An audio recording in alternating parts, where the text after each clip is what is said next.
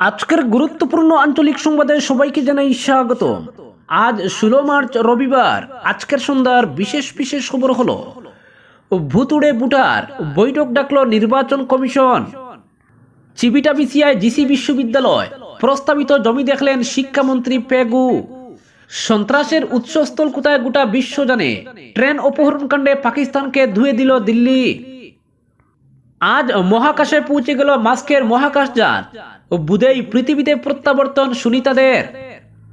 BJP বনাম কংগ্রেস তীব্র বাকযুদ্ধ, জয়রাম রমেশ ও মুখ্যমন্ত্রী হিমন্ত বিশ্ব শর্মার সংঘর্ষ। কানাইয়া কুমার কি হবেন বিহারের কংগ্রেসের নতুন মুখ, পলায়ন থেকে বাড়ল রাজনৈতিক উত্তেজনা।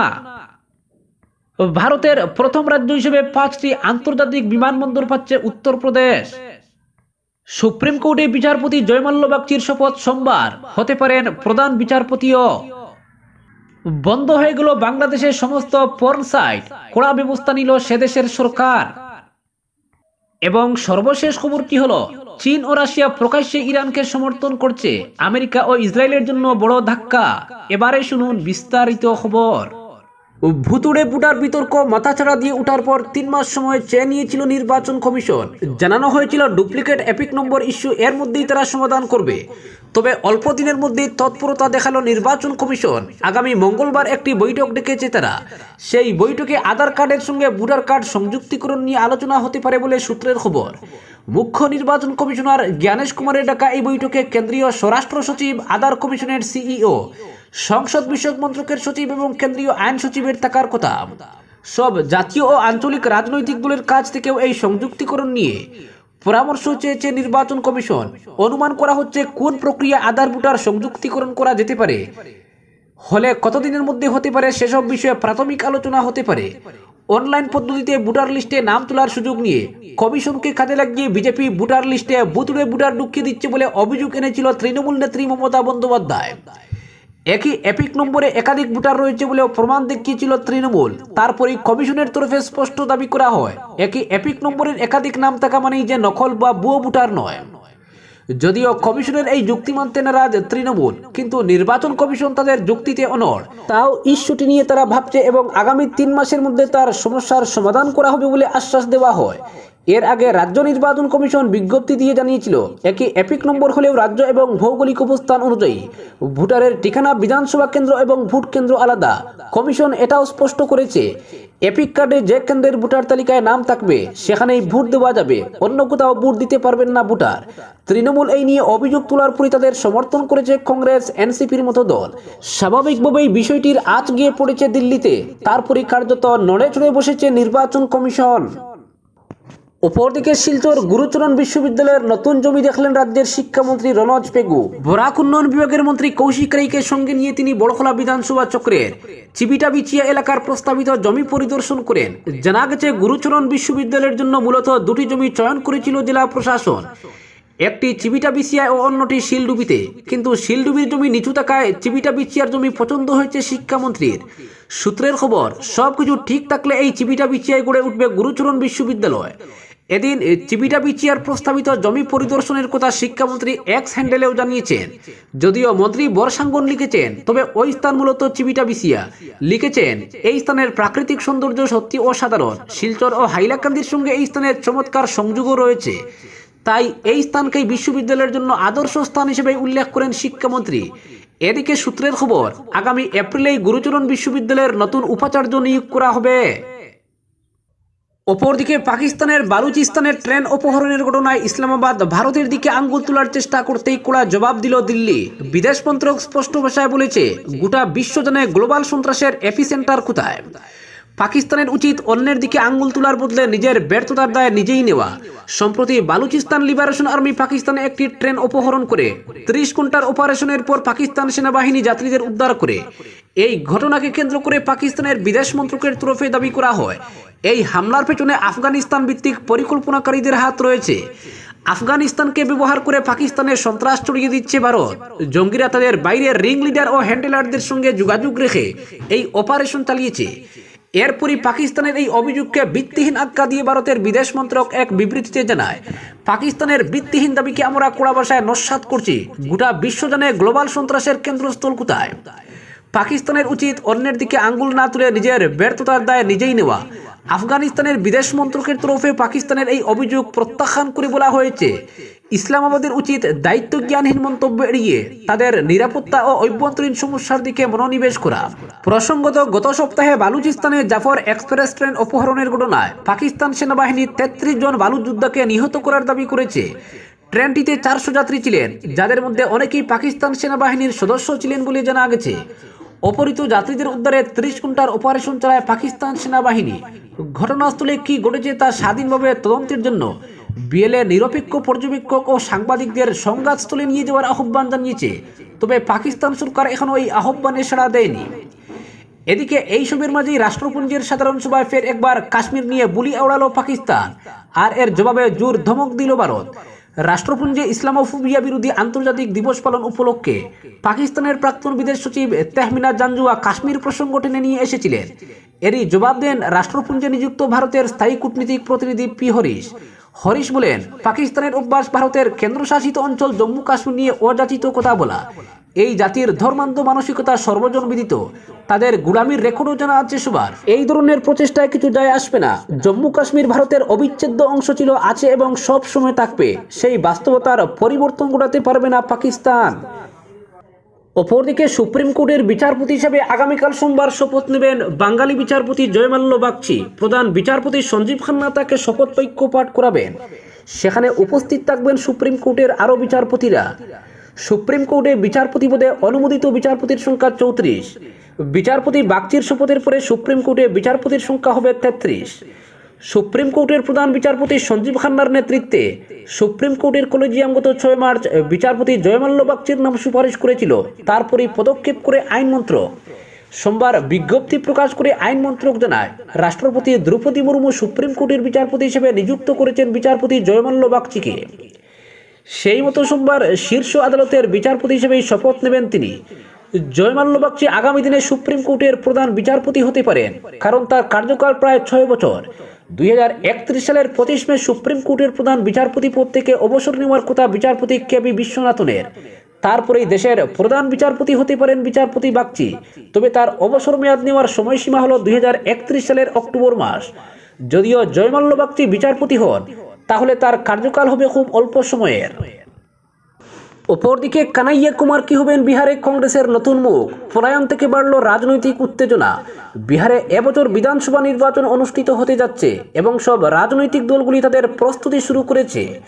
মহাগঠবন্ধন শরিক কংগ্রেসও নির্বাচনী প্রচারণা শুরু করেছে। দলের পক্ষ থেকে পলায়ন রুখো চাকরিত যাত্রা আজ থেকে শুরু হয়েছে, যা যুব কংগ্রেস এবং এনএসইউআই দ্বারা পরিচালিত হবে।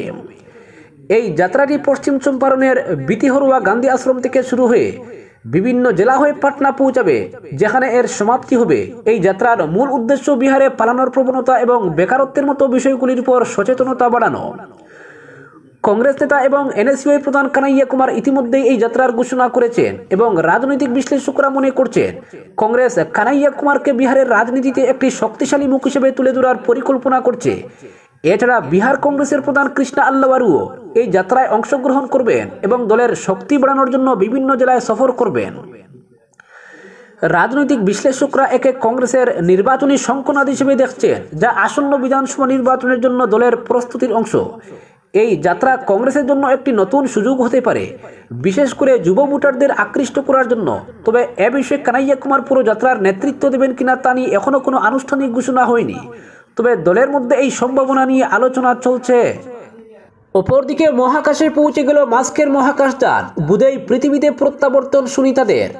উৎকণ্ঠা প্রতীক্ষার অবসান। আন্তর্জাতিক মহাকাশ স্টেশনে পৌঁছে গেল এলন মাস্কের ফ্যালকন 9 রকেট, যার মধ্যে থাকা ক্রিউ 10 মহাকাশযানে চেপে পৃথিবীতে ফিরবেন সুনিতা উইলিয়ামস, বুচ উইলমর। ইতিমধ্যেই তাদের সঙ্গে দেখা হয়েছে 4 নভোচর এন ম্যাকক্লেন, নিকোল আয়ার্স, তাকুয়া ওনিশি এবং কিরিল পেসকোভের। তাদের সমস্ত কাজ বুঝিয়ে ওই মহাকাশযানে চেপেই বুধবার পৃথিবীর উদ্দেশ্যে রওনা দেবেন সুনিতারা।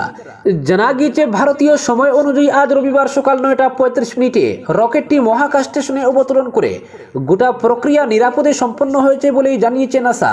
তবে মহাকাশযানটির দরজা খুলতে সময় লাগে 1 ঘন্টা, কারণ সেখানকার পরিবেশ, সুরক্ষা, ভিতর ও বাইরের চাপ সমস্ত কিছু পরীক্ষা করতে হয়। এরপর 10:35 নাগাদ মহাকাশযানটির দরজা খুলে একে একে বেরিয়ে আসে নাসার এন ম্যাকলেন এবং নিকোল আয়ার্স, জাপানের তাকুয়া ওনিশি এবং রাশিয়ার কিরিল পেসকভ। সকলের সঙ্গে দেখা করেন সুনিতা আর বুচ। স্বাভাবিকভাবেই সকলের উচ্ছ্বাস ছিল চোখে পড়ার মতো। নাসা সূত্রে খবর, ভারতীয় সময় অনুযায়ী আগামী বুধবার দুপুর 1:30টা নাগাদ মহাকাশ থেকে পৃথিবীর উদ্দেশ্যে রওনা দেবেন সুনিতা ও বুচ। তাদের সঙ্গে পৃথিবীতে ফিরবেন নাসার নিক হক এবং রাশিয়ার আলেকজান্ডার গবুরনভ। কিছুদিন আগে এই দুজন ড্রাগন মহাকাশযান হিসেবে মহাকাশ স্টেশনে গিয়েছিলেন। উল্লেখ্য, গত বছরের মে মাসে মহাকাশে পাড়ি দিয়েছিলেন সুনিতা এবং বুচ। 8 দিন পরেই তাদের পৃথিবীতে ফিরে আসার কথা ছিল, কিন্তু যে মহাকাশযানে চেপে তারা যান সেই বোয়িং স্টারলাইনারে যান্ত্রিক ত্রুটি ধরা পড়ে, ফলে তাতে সুনিতা ফেরা নিয়ে সংশয় দেখা দেয়। নাসাও কোনো ঝুঁকি নেয়নি। অপরদিকে বিজেপি বনাম কংগ্রেস তীব্র বাকযুদ্ধ, জয়রাম রমেশ ও মুখ্যমন্ত্রী হিমন্ত বিশ্ব শর্মার সংঘর্ষ। আজকের দিনে ভারতের রাজনীতিতে বিজেপি এবং কংগ্রেসের মধ্যে তীব্র বিতর্ক চলছে। গুয়াহাটি শহরে কংগ্রেস নেতা রিতম সিংহের গ্রেপ্তারির পর পরিস্থিতি আরো উত্তপ্ত হয়ে উঠেছে। রিতম সিংহের বিরুদ্ধে সামাজিক মাধ্যমে একটি পোস্টের কারণে অভিযোগ দায়ের হয়েছিল, যার ভিত্তিতে তাকে শনিবার লখিমপুর পুলিশ গ্রেপ্তার করে। কংগ্রেস নেতা জয়রাম রমেশ এবং আসামের মুখ্যমন্ত্রী হিমন্ত বিশ্ব শর্মার মধ্যে এই ঘটনা নিয়ে সোশ্যাল মিডিয়াতে তীব্র বাকযুদ্ধ শুরু হয়ে যায়। এই সংঘর্ষে দুই নেতাই একে অপরকে কঠোর প্রশ্ন করেছেন এবং একে অপরের বিরুদ্ধে তীব্র প্রতিক্রিয়া ব্যক্ত করেছেন। জয়রাম রমেশ এ বিষয়ে মুখ্যমন্ত্রী শর্মার বিরুদ্ধে ক্ষোভ প্রকাশ করে অভিযোগ করেছেন তিনি গণতন্ত্রের বিরুদ্ধে কাজ করছেন। অন্যদিকে হিমন্ত বিশ্ব শর্মা কংগ্রেস নেতার সমালোচনা করে বলেন, এটি কংগ্রেসের পুরনো কৌশল, যা দেশের আইনকে অবজ্ঞা করে। তাদের এই বাকযুদ্ধ এখন সোশ্যাল মিডিয়াতে ভাইরাল হয়ে উঠেছে এবং রাজনীতিতে নতুন উত্তেজনা তৈরি করেছে। অপরদিকে ভারতের প্রথম রাজ্য হিসেবে 5টি আন্তর্জাতিক বিমানবন্দর পাচ্ছে উত্তরপ্রদেশ। ভারতে দ্রুত সম্প্রসারিত হচ্ছে ভ্রমণ অবকাঠামো।